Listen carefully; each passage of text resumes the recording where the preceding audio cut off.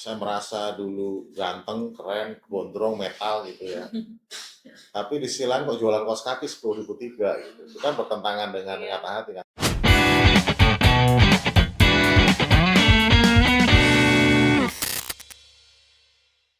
Halo teman-teman semuanya, balik lagi di OTP atau obrolan tidak penting. Seperti tagline yang sering kita dengar, jangan di like, jangan di komen, jangan di subscribe, apalagi di share. Nah, ngomongin sukses, setiap orang kayaknya punya definisinya tersendiri. Ada yang diukur dari jabatan, penghasilan, atau mungkin ketenangan diri. Nah, pada episode kali ini kita mau ngobrol bareng dua orang keren dan juga dengan perjalanan dan pengalamannya masing-masing nih.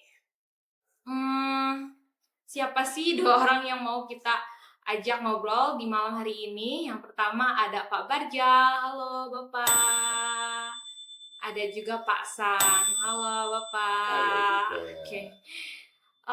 Mungkin secara singkatnya aja. Nah, kita lagi ngobrol bareng Pak Barja yang mana yang saya tahu juga Bapak saat ini punya perusahaan lebih dari satu, kemudian juga Bapak punya puluhan karyawan. Kemudian juga ada Pak San yang mana Pak San juga yang saya ketahui sudah memiliki pengalaman bertahun-tahun dalam bekerja dan tentunya banyak juga nih pengalamannya. Oke, hari ini kita mau ngobrol bukan soal siapa yang paling hebat, tapi apa sih yang bisa kita pelajari dari perjalanan dua orang yang memiliki pengalaman banyak dalam bekerja ini.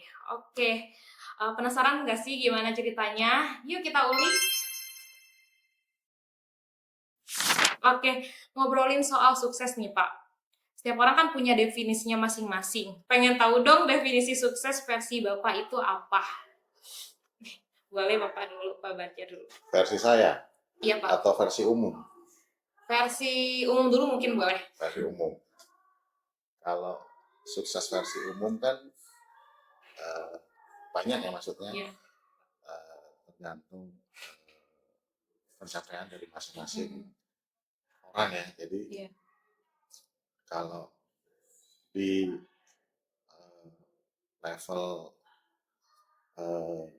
karyawan gitu misalnya, menurut definisinya mungkin dengan jabatan gitu atau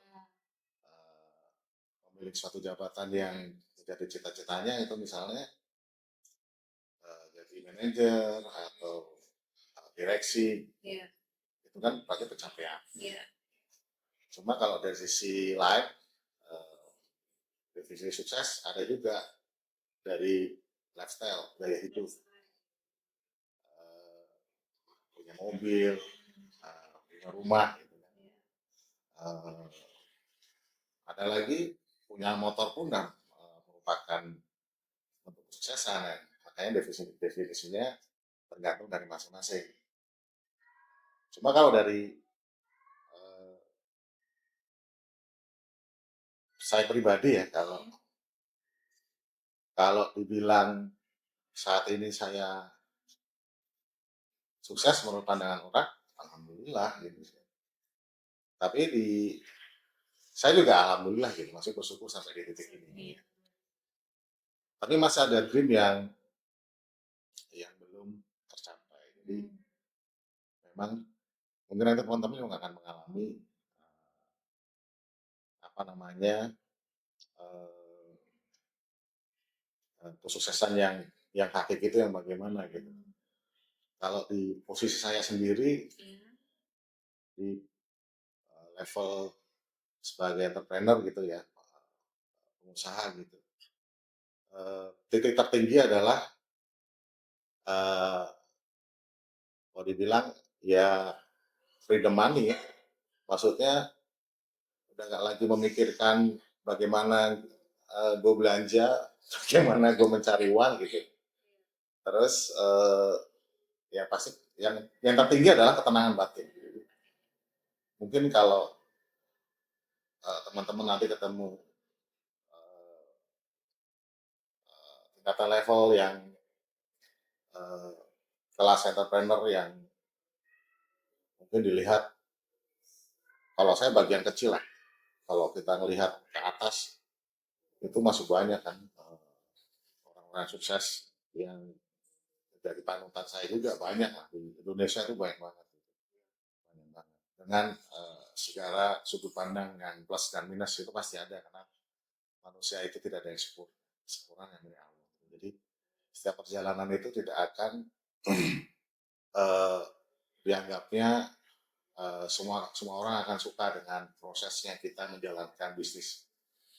Sama dengan kalau kita melihat di media gitu, kalau kita melihat pengusaha A, pengusaha B, pengusaha C gitu, nah itu dengan plus minusnya gitu.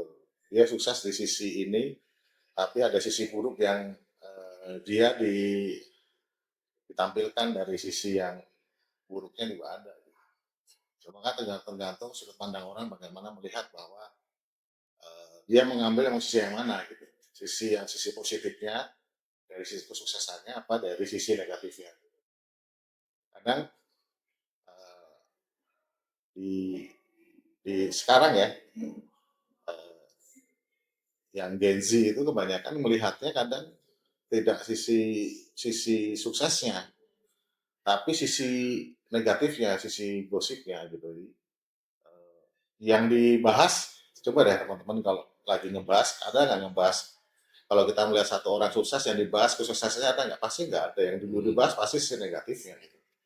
Itu jeleknya kita gitu, maksudnya tidak ada manusia yang sempurna gitu. Jadi sisi baiknya pasti ada, sisi buruknya pasti ada. Tapi mindset kita itu selalu dibawa ke sisi yang negatif, ibarat sisi negatifnya dan sisi positifnya. Jadi kita mau menggali yang mana nih? Kalau kita mau mengidolakan seseorang dari sisi positif, ya susah gitu, maksudnya pasti ada yang apa tidak sempurna gitu.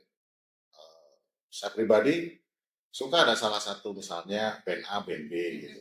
Saya juga suka musik kan. Uh, uh, di event tertentu saya mengidolakan A karena A ini waktu itu mendukung ini real ya, mendukung real salah satu capres gitu. Nah, capres yang didukung si B ini ternyata menang dan akhirnya mengarah ke negatif. Akhirnya saya benci. Itu manusiawi, saya pribadi juga ngalamin itu. Cuma memang bagaimana sudut pandang kita, mindsetnya kita rubah ke sisi positif. Itu yang masih menjadi PR saya. Jadi saya sendiri juga masih mencoba memperbaiki dari sisi sudut pandang kedewasaan berpikir. Nah kalau bicara sukses tadi, kita kembali lagi nih agak lebar ya. Kalau si sukses, buat saya ya, ya tadi mencapai ketenangan, eh, saya sudah nggak memikirkan lagi mau belanja apa, duitnya dari mana, driven money gitu. Usaha saya jalan semua, eh, saya punya tim yang solid, ya. Fase sekarang lagi itu gitu, jadi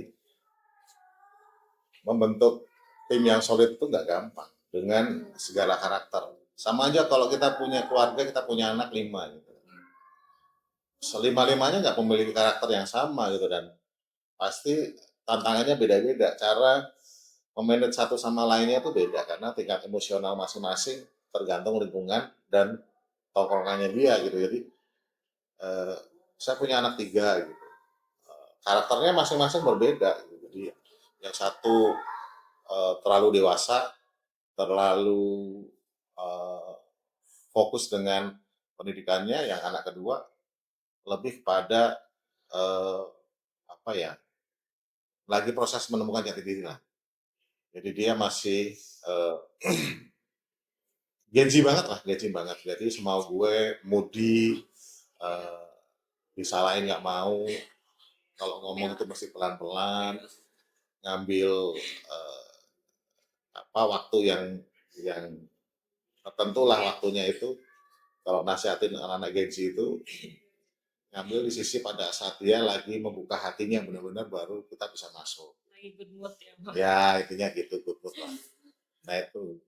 Nah kalau anak 3 kan masih kecil belum bisa kelihatan. Nah kalau lihat dari di kantor ini kan karakternya masing-masing beda kan. Nah itu yang jadi tantangan.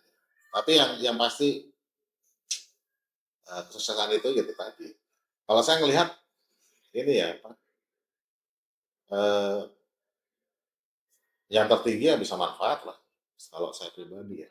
Selain tadi secara itu kan ego yang ngomong saya, maksudnya secara ego saya bilang saya pengennya udah nggak memikirkan lagi kalau mau belanja belanja aja, nggak mikir rem-rem lagi, nggak ada remnya, maksudnya udah saya nggak pusing mikirin uang, saya mau belanja pengen unjuk aja saya beli.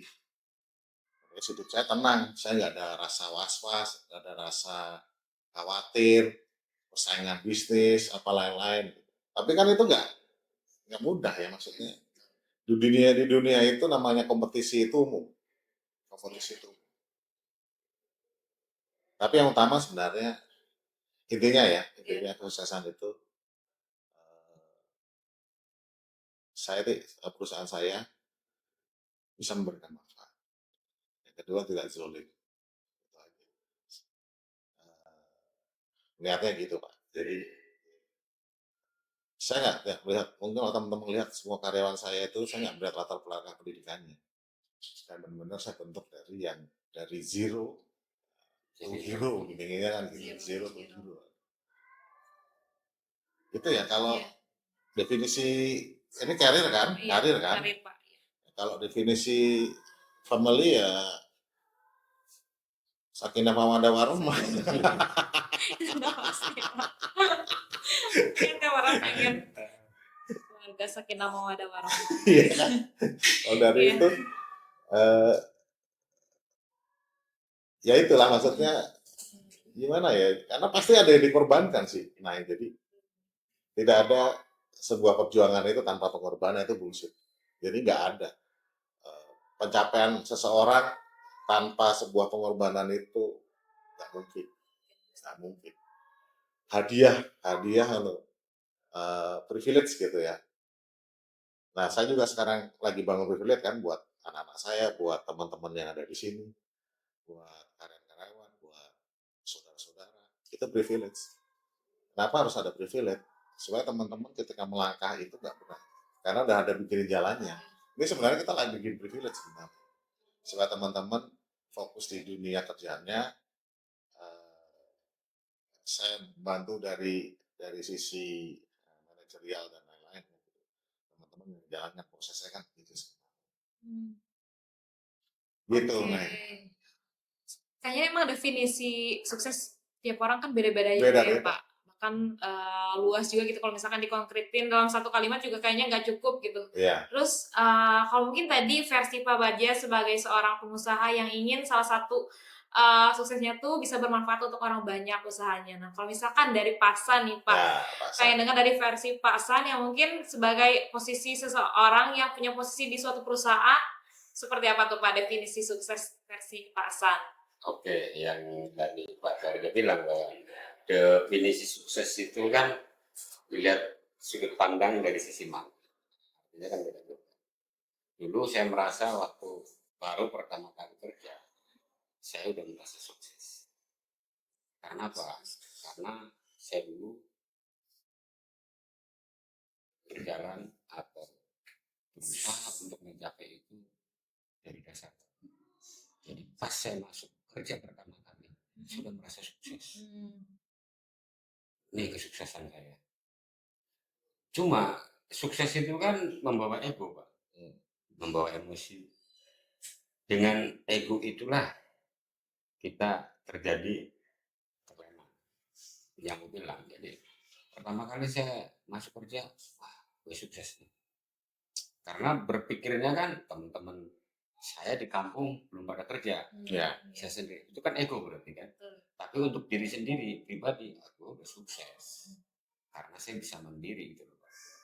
Perjalanan waktu dari kesuksesan yang menurut saya ya, itu salah arti. Tapi kalau secara pribadi yang ya, aku bukan memuji dari perusahaan sekarang ya.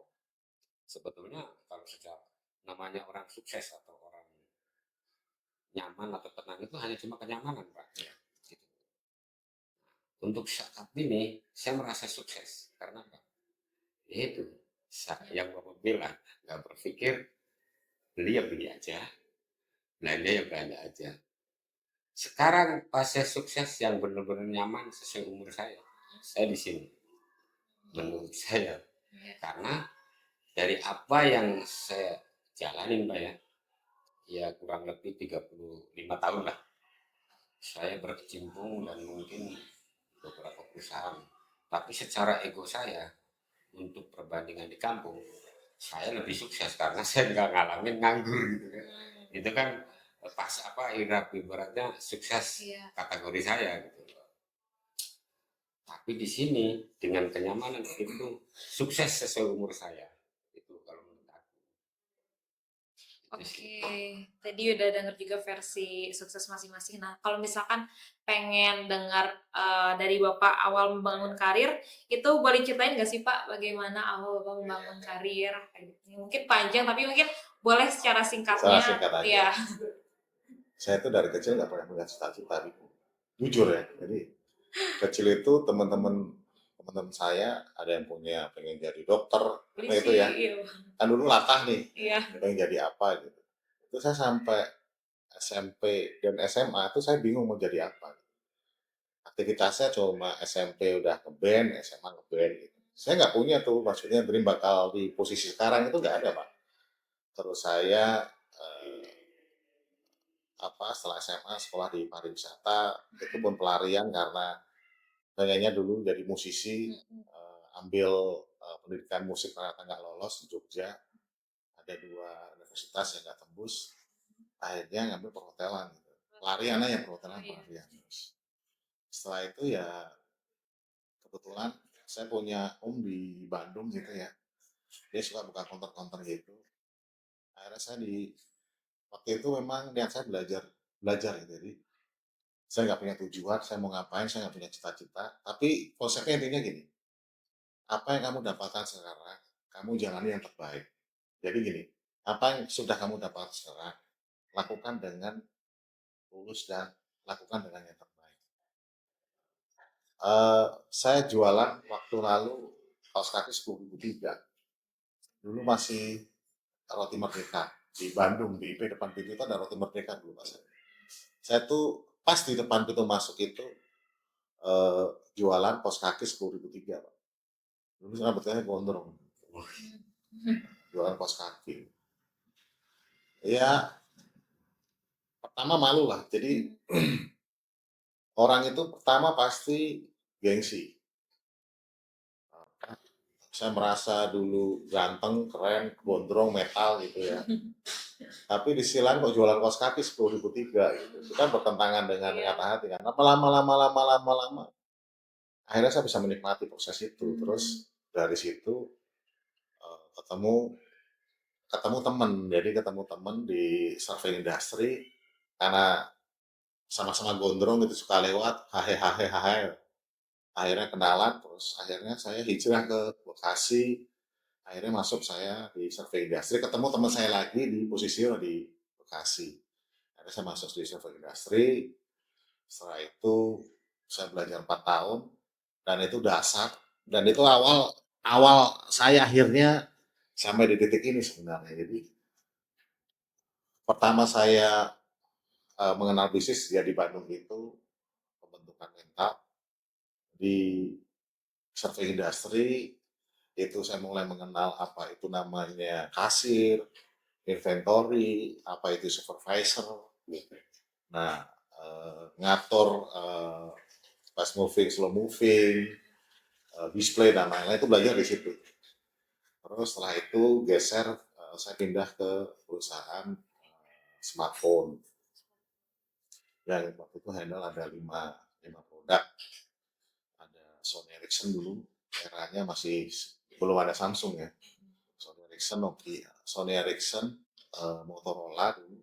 Iya, tahun 90-an. Iya, baru-baru BlackBerry gitu kan. Nah itu pernah mengalami masa kejayaan waktunya dulu. Jualan satu hari sampai 1.000 unit, itu pencapaian tertinggi. Terus itu 2 tahun.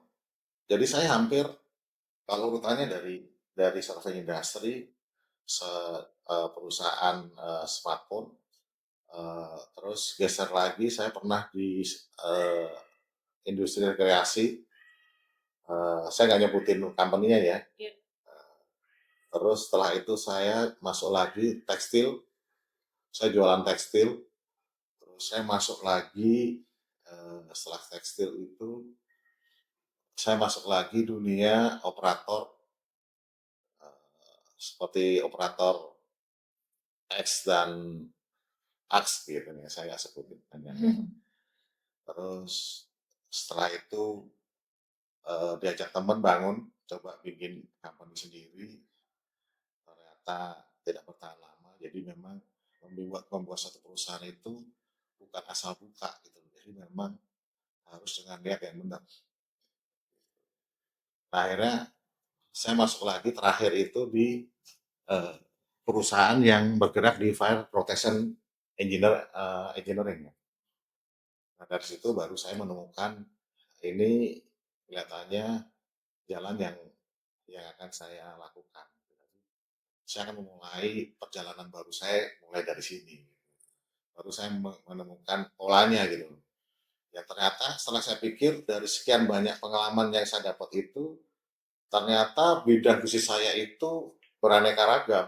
Jadi saya akhirnya punya pola banyak strategi bisnis yang bisa saya gunakan dari beberapa company yang saya ikuti dengan berbagai pencapaian di masing-masing company ya. Jadi kalau menurut saya setelah saya masuk memang tingkat pencapaiannya begitu saya masuk itu omsetnya naiknya luar biasa seperti sekarang. Berarti kan ada saya berarti ada proses karena saya memberikan suatu usulan ide dan proses pelaksanaannya bagus. Banyak terobosan begitu saya masuk di company itu akhirnya naik. Nah, akhirnya dari pengalaman itu saya bikin company dan itu modalnya nekat. Saya nggak punya modal waktu masih ngontrak dan ada aja cara Tuhan untuk mengangkat orang itu. Yang terpenting adalah tadi niat yang tulus. Intinya itu. Bagaimanapun kalau kalian selama kalian bekerja di perusahaan yang kalian jalani itu dengan niat yang baik, dengan tulus, ketika kalian mau bikin suatu perusahaan, insya Allah dikasih jalan. Kuncinya cuma itu sebenarnya. Jadi ya bekerjalah dengan tulus sebenarnya kuncinya sih itu. Lillahi ta'ala. Oh, rezeki kita nggak bisa ngatur, rezeki itu Allah yang ngatur. Segila-gilanya lo kerja, segila-gilanya lo kerja. Kalau takaran lo cukup segelas ya segelas aja. Takaran lo sepiring, rezeki lo sepiring aja. Lo mau gila segila-gilanya 24 jam sampai lo sakit-sakit kalau rezeki lo cuma sepiring ya sepiring aja. Tapi ada kalanya gini loh maksudnya. Kadang kita kerja totalitas itu kadang nabu. Kalau menurut saya totalitas kita di suatu perusahaan itu bentuk tabungan kita. Ketika kita kerja nih, pasti teman-teman punya, udah total banget nih, udah effort udah luar biasa, gue ngasih ngasih keuntungan perusahaan marginnya udah luar biasa dengan adanya gue itu misalnya. Tapi kok returnnya ke gue nggak sesuai gitu. Dan sebenarnya teman-teman nggak usah berdua gitu, jalanin aja. Karena kita tuh nggak tahu hari esok seperti apa. Apa yang kita kerjakan hari ini yang terbaik, hari esok itu Allah yang menentukan. Intinya itu. Cuma kalau hari kita tanamannya udah buruk, ya jangan harap hari esok lu punya tanaman bagus. Jadi, kalau dibilang posisi saya dari sekarang sampai di titik ini itu memang berdarah-darah. Kalau dibilang. Di saat kalian susah, itu nggak ada yang melihat. Di saat kalian sukses, iya, kentutnya kalian aja rasanya itu didengerin mau orang berdua aja udah. Serius, itu nah itu. Jadi memang sudut pandang kita terhadap perjalanan itu luar biasa. Kalau saya mendalami dan sampai dengan saat ini saya masih banyak introspeksi, masih butuh kedewasaan. Jadi eh, memang seseorang itu setinggi apapun kesuksesannya pasti ada kelemahan. Cuma orang pasti akan terus belajar. Intinya itu. Jadi introspeksi itu perlu. Jadi kadang habis melakukan sesuatu yang oh saya habis marah-marah gitu ke karyawan. Tapi sisi lain ada rasa kecewa gitu, maksudnya kok gue mesti begini gitu, padahal tidak dengan cara itu juga bisa. Tapi kalau saya ngambil dengan cara lembut, anak juga bandel, nggak dengerin. Karena sebelum ngambil keputusan, akhirnya sekarang menimbang nih, gue harus melakukan eksekusinya modelnya kayak gimana nih. Harus eksekusi yang begini atau eksekusi yang begini. Gitu. Sampai ada salah paham. Ya itu wajar. Tapi setelah jelaskan ya akhirnya. Nah, prosesnya sebenarnya ini tuh sekarang di posisi di manajemen sekarang itu sebenarnya di posisi tengah enggak, di posisi puncak belum. Jadi gitu nih. Sekarang itu posisinya itu di posisi tengah enggak, di posisi puncak belum. Karena masih apa ya kesiapan kita sebenarnya. Eh, saya siap, tim belum. Eh, ya harus bersama kan sebenarnya. Mau saya lari 1.000, kalau tim saya misalnya ngebutnya cuma 10, ya berarti kan nggak selaras gitu. Kalau ibarat kita sebuah kendaraan, dari roda, dari mesin, dari setir sama drivernya, itu harus seirama, baru itu bisa jalan bareng. Nah ini belum. Nah belumnya itu banyak hal lah. Kalau dari skill bisa di-upgrade. Ya, skill itu bisa di-upgrade. Emosi bisa diatur. Tapi pola pikir, nah itu yang susah. Kebetulan saya nggak punya channel di ini sih, di sana gitu. Jadi saya nggak punya contekan untuk ini mikirnya apa sih gitu. Jadi saya nggak punya itu gitu. Nggak punya akses orang dalam. Akses orang dalam tuh orang dalamnya Allah Subhanahu Wa Taala gitu. Apa ya? Ini mengarahkan dan mempertimbangkan nih Pak. Nah, Pak, berarti dari basic Bapak, maksudnya udah memang ada jiwa usahanya ya, karena dari dulu sempat berbisnis, terus mungkin memiliki pengalaman di beberapa company yang pada akhirnya memutuskan untuk membangun usaha sendiri kayak gitu ya Pak. Kalau jual bisnis ada, karena memang Iya. dari papa mama saya kan memang kalau orang Jawa bilang punya oyot ya, maksudnya punya akar, punya akar memang papa saya pengusaha, mama saya juga pengusaha gitu, memang dasar akarnya udah kata orang memang oyotnya atau akarnya memang akar udah punya turunan usaha gitu kalau orang bilang. Ya SMP sudah, tapi yang jualan kan jualan yang berbahaya lah. SMA juga jualannya berbahaya, dagangnya yang aneh-aneh. Kalau yang menguntungkan bisa hidup ya kan. Dulu kan kejarnya kalau jualan bisa buat main band, sewa studio kan gitu. Di rokok. Kalau berprosesnya ya itu memang dulu saya tuh kerja itu hampir nggak melihat angka karena dream saya ada di akhir. Gak tahu saya meyakini itu maksudnya. Makanya saya itu di satu perusahaan maksimal cuma 2 tahun. 2 tahun dan saya di situ matang 2 tahun itu matang gitu. Ada ilmu kan. Iya, dan saya nggak rusak Pak. Jadi di setiap perusahaan ini saya punya prestasi. Jadi saya meninggalkan itu pasti prestasinya meninggalkan prestasi yang baik. Jadi kalau catatan buruk pasti semua ada lah. Gitu. Maksudnya manusia nggak ada yang sempurna.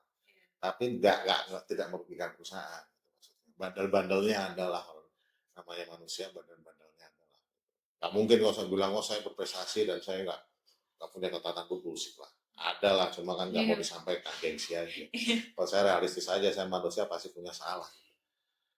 Ya tapi maksudnya ketutup itu maksudnya dengan hampir semua company ya, hampir semua company. Di company yang kedua, company yang pertama kan saya fasenya belajar yang survey industry. Di company yang kedua yang tadi yang smartphone kayak gitu, itu baru saya ada catatan prestasi yang luar biasa dari saya pegang retail, saya pegang service, sampai akhirnya saya pegang service dan retail dua-duanya. Terus pindah, geser lagi, dapat lagi, dapat lagi, dapat lagi. Nah, itu pembelajaran. Jadi yang pasti saya totalitas dulu. Intinya itu. Yang bisa saya berikan terbaik. Masalah nanti bagaimana itu Allah yang ngatur. Ya silakan Ini ada Pak. cemilannya Pak. Iya, ini cemilannya. Sponsornya apa nih sponsornya? Dapur teras obor. Oh, dapat terasa obor. Kan enak ngobrol begini ya. Mungkin sambil ngemil boleh? Ya. Kayak mungkin tadi singkat cerita perjalanan dari Pak Barja bagaimana dari merintis sampai posisi sekarang. Nah mungkin sekarang pengen dengar versi dari Pak San, yang mana yang saya tahu juga Bapak udah punya pengalaman di beberapa company juga. Nah mungkin ingin disampaikan Pak secara singkatnya seperti apa dari Pak San. Sangat singkat ya. Ya Ya. mungkin yang Pak Barja tadi ceritakan itu kan gini, hampir sama sih. Bahkan waktu saya sekolah juga Pak, gini, sampai tetangga saya itu bilang, "Ah, anaknya tukang beca, gak bakal jadi sukses."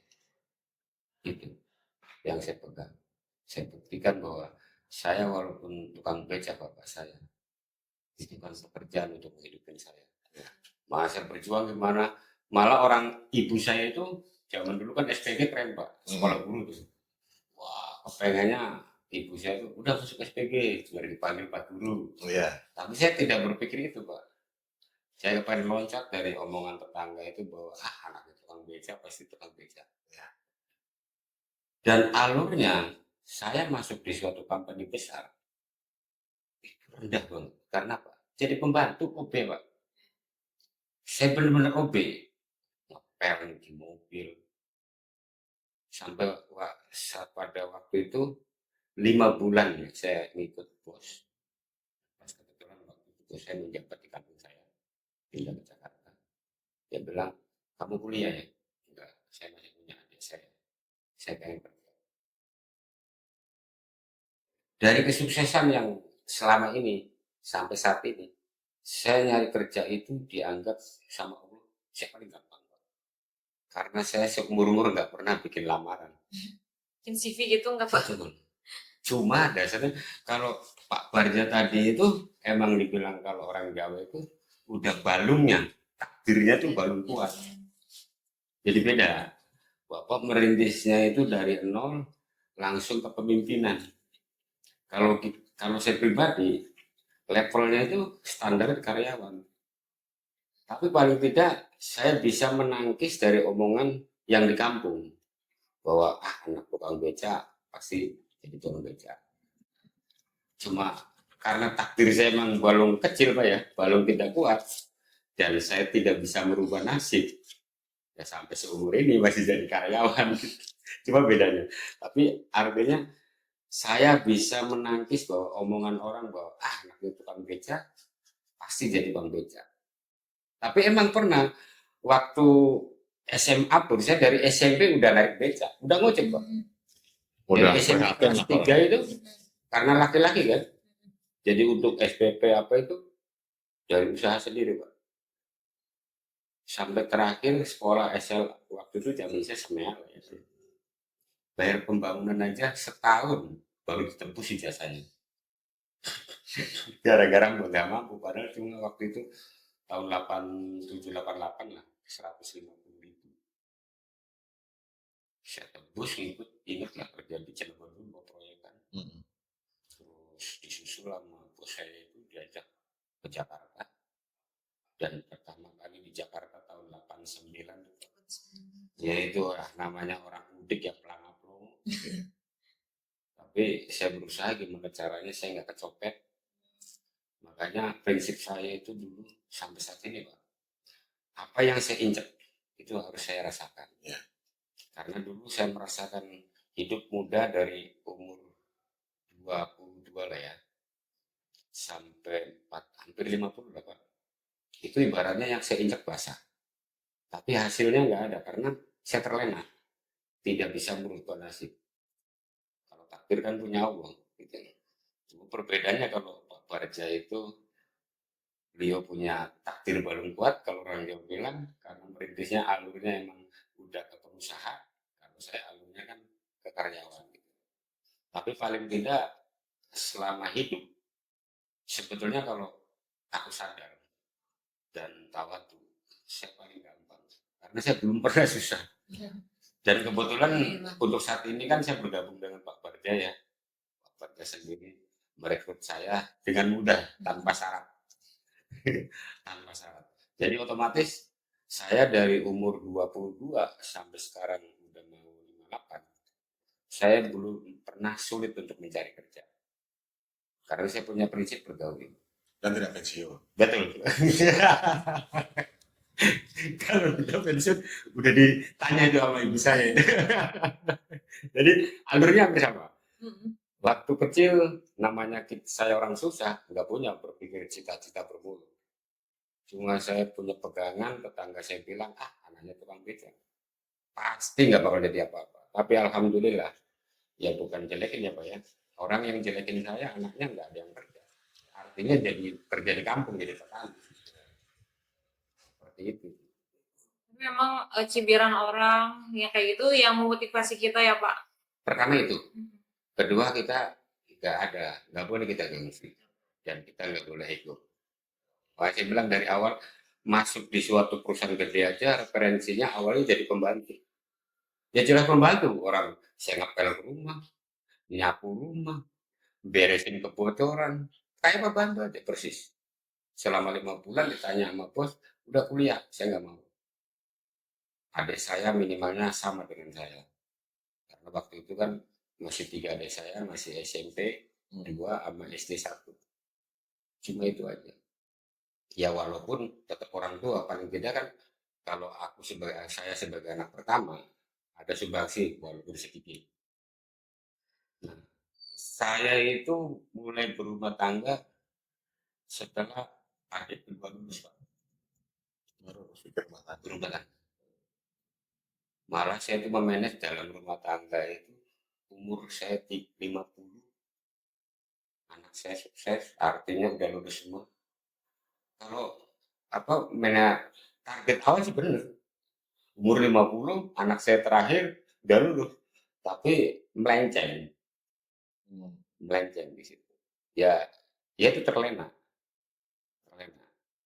Tapi kalau dibilang nyesel, saya tidak. Karena saya punya prinsip kalau orang nyesel itu orang bodoh. Penyesalan itu orang bodoh. Makanya hidup saya nggak pernah nyesal. Dibilang fase nyaman ya di sini. Di sini fase nyaman. Karena saya udah bebas dari anak-anak udah bisa mandiri. Kemandirian anak saya kan artinya dengan level menengah ke bawah paling tidak mengganggu orang tuanya. Oke Pak. Terus nih Pak, perjalanan dari Pak Barja lagi deh. Kan sampai titik saat ini pasti bukan hal yang mudah ya Pak. Banyak hal yang dikorbankan. Nah itu boleh gak sih Pak Bapak ceritain? Tapi mungkin ada masanya juga Bapak kayak di masa kesulitan itu ada rasa kayak, aduh apakah harus menyerah kayak gitu. Nah prinsip yang Bapak pegang untuk menangkis atau menangani situasi tersebut tuh apa sih Pak?